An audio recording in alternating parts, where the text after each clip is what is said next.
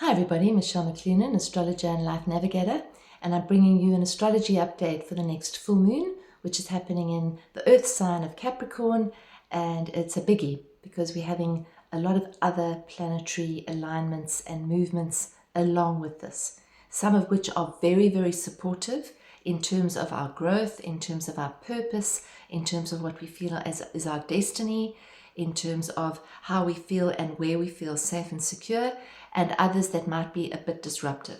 So I'm going to try and break that down for us. You might be feeling the disruption already because we are closing in on this full moon, and we've also just experienced a major planetary move by one of our outer planets. So the sun is opposite the moon. The moon is in the sign of Capricorn. Capricorn is what we call a cardinal earth sign. Cardinal signs are signs which are connected with innovating, with pathfinding, with leading, with initiating. They are the strong signs of the zodiac in terms of getting things going. Now, obviously, we have 4 cardinal signs. We have Capricorn, Cancer, Libra, and Aries. And they're all in different elements, so they all behave differently. The Capricorn Cancer elements are earth and water. So when we look at where the sun is right now, the sun is in the sign of Cancer, which is cardinal water. Capricorn, cardinal earth. Those two energies, what do they represent? Because this is how this energy would be feeling for you, all of us. So whether you have Cancer and Capricorn in your personal chart, like your sun, your moon, your ascendant, or not, you still feel this because these planetary movements move through different points in your chart all the time. So we've all got some point in our chart which has Cancer Capricorn energy. If you know your chart, you would know where that is. So this full moon happens at 18 degrees of Cancer and Capricorn. Now, if you look at those two energies, I really like to work with the elements because I feel that we all understand them. And you don't need to be an astrologer to understand them, because sometimes astrology can be like a foreign language, because it is a language. So if you look at, let's just say, Capricorn and Cancer were deciding to climb a mountain. Capricorn would get to the mountain, and this is where the moon is, and would probably get there first. He would be very time conscious because Capricorn is very conscious of time and conscious of getting things right. So he might have taken care to pack a pack to make sure that he had the right ropes, the permits to climb the mountain. Are we allowed to climb the mountain? Are we following the rules? Are we doing it correctly? Is everybody kind of in order here before we set up the mountain? He might, or they might, he would lead the group because it's cardinal leader. He would lead the group, but probably in a considered way. Symbolically, Capricorn represents the mountain goat as well as the water goat. Those are two symbols of the same sign, depicting, first of all, the mountain goat, which heads up the mountain slowly but surely, consistently, with a lot of restraint, with a lot of resilience, with a lot of determination and grit. So Capricorn is known for that.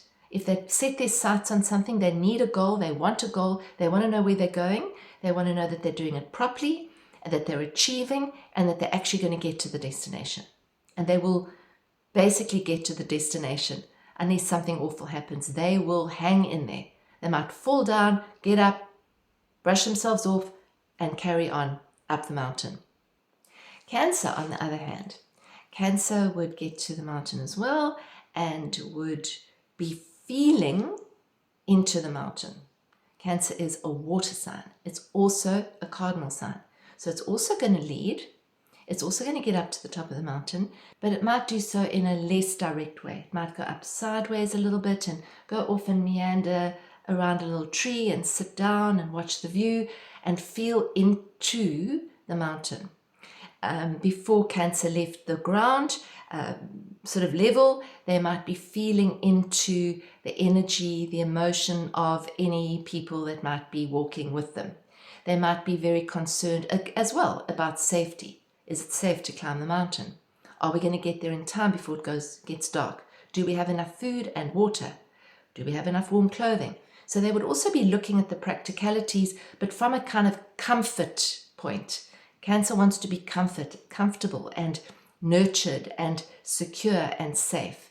So those are the two elements, the two energies of a full moon in the sign of Capricorn. Capricorn is very goal-oriented. The moon in Capricorn is what we call in its fall, which means that the moon doesn't really like being in Capricorn because the moon is all about feelings. The moon likes to be in Cancer, which is where it can feel its feelings. In Capricorn, it's a bit uncomfortable because there's this kind of pull, there's a dichotomy between feeling safe, secure, and home, and setting out and sort of pushing yourself up onto a path, trying to find your purpose, trying to find meaning, trying to find the goal. It's sort of the voice that's inside your head saying, have you done enough? Are you working hard enough? Why haven't you done this? You should be doing this. You should be more responsible. That's what Capricorn does. Capricorn is the sign, which is, it's a mature sign. It's actually urging us to take responsibility for our lives and also to take responsibility for our emotions. So not to project them onto others, not to project our insecurities onto others, but to take full responsibility for what we're feeling and then navigate that from a responsible, mature point of view. That is actually what Capricorn full moon is about. However, it can be this push-pull energy. And this push-pull energy can be seen in quite a few of the different alignments that we are feeling. The other part of Capricorn, it's a sea goat. So it means that the goat can actually climb the mountain, but can also penetrate the depths, which means that Capricorn is actually a very sensitive sign. And it can actually go beneath and sort of find out what is going on and then build a sort of structure to continue up the mountain. So it is sensitive. Water signs and earth signs are very sensitive. So it's a sensitized time. The other thing is that the ruler of this full moon is Saturn. And I've spoken a lot about Saturn because Saturn has just moved into Aries for the first time in about 29 years, along with Neptune, which has just moved into Aries. So I said that the outer planets are changing signs. That was a big move. It's a taster of things to come because what's happening is they're both now in Aries and they will be going back. Saturn turns retrograde on about the 13th of July. It turns backwards and goes backwards into the sign of Pisces again, along with Neptune. Neptune is already retrograde. Pluto is also retrograde. So this is now a time where we get to re-look and re-feel and maybe redo stuff that we've actually been doing over the last year. So these two are moving backwards. So when Saturn or any of the planets go backwards or move forwards or move into a new sign, we feel the energy more so. So Saturn is kind of saying, okay, what are you learning? What have you learned? What lessons are you learning about your emotions, about your past, about how you deal with issues around safety, security, a feeling of abandonment, rejection, any old familial patterns, any old childhood patterns, any childhood traumas. They might all be coming up right now because it's a redo. Okay, so Saturn's turning retrograde. That's quite a big deal as well. And then the biggie is that Uranus, which is the planet of change, is moving. It's just moved into the sign of Gemini. Now, for those of you who aren't astrologers, that doesn't mean a thing. I know it's just a foreign language, but it's a big deal because Uranus has an 84-year transit and it only moves into Gemini once every 84 years. So that means that all of us on the planet, unless you're 84 or older, have never experienced Uranus in Gemini before. And this has got links to Pluto and Aquarius because these are moving into, or Pluto's already there, into signs, air signs. So there's a very big sort of quickening energy that's happening right now. And you might be feeling it. The time is just flying past and there's not enough, it's sort of head spinning energy. Now Uranus is the planet of change. It is known as the awakener, the disruptor, the electrifier, the energizer, and the liberator. Okay, so whatever is stagnant and whatever hasn't been moving and whatever's been carrying on the same way could be moving now. So if you have felt yourself to be stuck with the move into Gemini, you might find yourself getting unstuck. Because what's been happening with Uranus is it's been moving through the final degrees of Taurus. Taurus is a fixed earth sign. So when anything's at the final degrees of a sign, there's this feeling of, oh, is this ever going to end? Is this ever going to change? Am I ever going to get out of this stuckness? Uranus in Gemini might be that trigger that boots us out of that comfort zone. And it's not particularly comfortable, but you'll be feeling that. So it's just moved in. It's at 0 degrees, very, very potent degree. And you might be feeling that. It's sort of a energy. It's a electrifying energy. It might be feeling like a disruptive energy, an uncomfortable energy, where you feel like you've got to change, you've got to move, you've got to get it out. You might even disrupt it yourself, a situation, or somebody else might disrupt it for you so that it can change. Uranus is the planet of change, and it's trying to awaken us to a higher level of consciousness. Okay, but in the process, it can feel a bit disruptive. As it moves into the sign of Gemini, Gemini is the sign of language, communication, thought, our beliefs, the way we communicate, the way we speak, the way we receive information, the way we process information. Now, with it moving into Gemini, that's all changing. And that's where it aligns with Pluto in Aquarius, which is the brand new, what we've never known before. We've never known Pluto in Aquarius, we've never known Uranus in Gemini. So and they're both related to communication because they're both air signs. So our communication is changing and will never go back to what it was before. We have to kind of just accept that that's happening. We are being tested in terms of what repeated structures are we repeating that needs to change. So a belief is a thought that gets repeated over and over again until it becomes a structured pattern. And Uranus is breaking up those structured patterns. It is also reprogramming potentially our neurology, our mental patterns. It can be a time where the nervous system is very high, very highly strung. So if you're feeling that, we really need to take time out, breathe, connect, drop in. I'm feeling that it's absolutely necessary to do that, to actually keep ourselves safe, secure, and okay inside ourselves. Because there's a lot of craziness going out. Now you might be feeling this even more at a full moon. It has got other connections into the full moon as well, so you might certainly be feeling this. The other thing to know about Uranus moving into Gemini, and there's a lot written about it, was in the 1440s, for example, the printing press was invented by Gutenberg. Now, if you just think back to that, if you can imagine that before that, if you wrote something down, only you could see it or a select few people could see it. It was never going anywhere. There was no way of actually getting it out to a broader market, a broader world, a broader field. So Uranus in Gemini is the same thing. It's happening again. And there are many other examples of that, but the printing press is a good one. Now, what we've got to look at is how is our communication going to be changing over the next at least 7 years, because it'll be in Gemini for 7 years. Uranus will be going back from Gemini into Taurus in November, and then it'll come back. It'll start turning direct again and come back into Gemini in April next year. So again, we are having a taster of things to come. Some people are calling it a dress rehearsal. So whatever's happening now is a taster.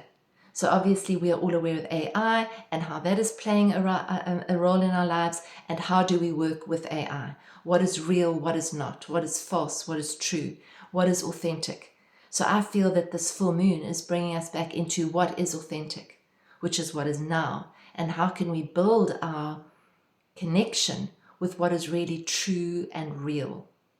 Now, the other thing that's happening is in a connection to this full moon, in a very favorable connection, we have Mars in Virgo, and that is encouraging us to make the sacred time to actually connect with ourselves. So to give ourselves the support that we need to process all of this. And so what Mars in Virgo does is it says, if you don't have a routine, put a routine together. If you're not looking after your health, do look after your health. If you're not taking some time out every day to just be quiet and to listen to what's going on in your body, in your emotions, in your feelings, and how you're connecting with your sense of home inside and outside, how you're connecting with the people in your life, you need to do that. The moon is also in a favorable aspect to the nodal axis, which is the destiny and karmic axis. So I see this full moon as quite a big turning point in our growth, in our maturity. It is definitely asking us to show up, take responsibility for ourselves in a nurturing way. So not in a kick you off the mountain kind of way, not in a judgmental way, being more compassionate with ourselves and others at this time, because everybody is moving through something. And so it's just to be able to accept that and see if we can hold a space for that. One of the questions we might be asking at this full moon is, what am I ready to commit to without fear, with love? And where can I soften and open without completely collapsing and dissolving? So can I soften and open to what is arising emotionally, but not get stuck in it? Can I sort of hold a space, a sort of a nice firm space for whatever is arising? The planet Venus, which is the planet of relationship, is also quite close to Uranus, and that can also bring about sort of sparked relationships. It could bring about a new relationship, but if you're in a relationship already, it can also boot that relationship out of any comfort zones that it might have been in. So I think it's all in all very powerful full moon. Take some time out if you can to write down what you want to release, what you feel that you would like to commit to. I think that's a really, really important thing to do at this full moon. What mountain would you like to scale next? And can you take it step by step and trust the process of life while you're actually climbing the mountain? The full moon is also in a very supportive connection with the nodal axis, which is also Virgo and Pisces. And the North Node, which is our destiny node, is calling on us to really connect with what is really real and what is sacred and our inner light, our spiritual connection. That's a very, very strong theme this full moon and right through the next few years. This is really confirmed with the card that I chose today, which is out of the Sacred Horse Pack, and it's the Wild Rose, a message from Archangel Gabriel. Trust, God, and strength. A beautiful dark horse with sooty dapples and a big, thick black mane that grabs your attention with its striking contrast has been sent to you today by Archangel Gabriel. This kind spirit horse cares deeply about you and your journey, supporting you to make decisions that will positively impact your life. With beauty beyond measure, Wild Rose brings awe to all. Yet with her presence and healing heart energy, she guides you with grace. The red roses around her neck and entangled in her hair symbolize the great love and neutrality she offers. She comes to serve you at the highest level possible. Beautiful. So the Wild Rose wishes you to ponder a few questions to clarify your connection to the greater forces of the universe, the cosmos. She sees your confusion when you feel let down or disappointed, believing that the universe does not support you. You might feel abandoned. She is not here to challenge your beliefs, but to help guide you to a deeper understanding of the spirit forces that support you in the physical world. Wild Rose invites you to allow her loving spirit and the healing power of Archangel Gabriel she carries to help heal the painful thoughts that have created confusion, isolation, or disconnection from wishing and praying for something that did not manifest. To receive this healing, hold deep trust in the process, and you will see that this is one part of a more significant journey. There are great lessons to embrace. Saturn, Capricorn. Wild Rose ignites a brave heart within you to continue moving forward despite frustration or disappointment. Trust must be part of your journey if you believe in a benevolent universe and that there is such a thing as God, the divine, the sacred. Do not allow anger to rise if you feel deserted by the universe. Instead, breathe deeply and imagine you are like the wild rose.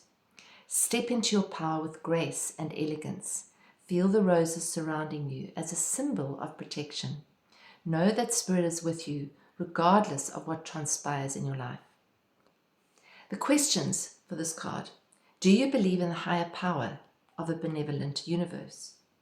Where in your life might you feel abandoned or disconnected from the universe? Where might you have lost trust in your path? What can you do to help you feel connected to and supported by Spirit? And how can you best embrace the lessons before you? So seeing everything as part of a divine plan is a much more beneficial map than seeing everything as a random happenstance, which it isn't. So if everything is part of a divine plan and you can trust that plan, it makes life a lot easier, a lot simpler, and a lot more enjoyable. So that might be what Capricorn and the full moon is teaching us, this full moon, is to see the bigger picture, see the lessons, take responsibility for our journey, and to keep going through the process, enjoying the scenery, enjoying every day instead of trying to get to the top of some lofty goal. Just enjoying every step that we're taking. I hope this has helped you. My partner John and I will be running a retreat in Hogsback in September, and you can find out about that in the description below. And I am available for readings, so you just need to contact me also through my website. The details are below if you'd like to see how these very big themes are playing out in your particular chart. If you enjoyed this and you found it helpful, please would you share it, comment, let me know how you are feeling into these energies, and like and subscribe if you haven't done that already. Thank you so much for listening, and enjoy your full moon.